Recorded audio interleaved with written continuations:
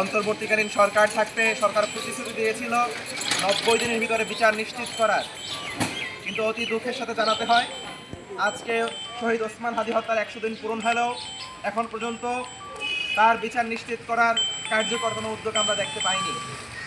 ইতিমধ্যে আমরা সংবাদ পেয়েছি ভারতে খুনি ফয়সাল সহ তার কয়েকজন অংশীজন গ্রেপ্তার হয়েছে।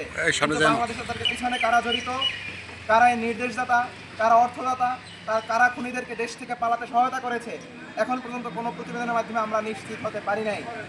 100 দিনের মধ্যেও সরকার একটি পূর্ণাঙ্গ তদন্ত প্রতিবেদনের মাধ্যমে আমাদেরকে এই হত্যার সামগ্রিক বিষয় আমাদেরকে অবগত করতে পারে নাই। নতুন বাংলাদেশে নতুন সরকার এসেছে, নির্বাচনের মাধ্যমে তাদের কাছে আমাদের প্রত্যাশা বিচারহীনতা দীর্ঘ যে সংস্কৃতি দীর্ঘ 17 বছর আমরা দেখেছি তার অপসারণ করার মাধ্যমে নতুন বাংলাদেশে বিচার নিশ্চিত করার জন্য, ন্যায় নিশ্চিত করার জন্য, ইনসাফের বাংলাদেশ নিশ্চিত করার জন্য সবার আগে ইনসাফের ভিত্তিক সমাজ গড়ার স্বপ্নদ্রষ্টা ওসমান হাদি হত্যার বিচারের মাধ্যমে ইনসাফের যাত্রা শুরু করতে হবে।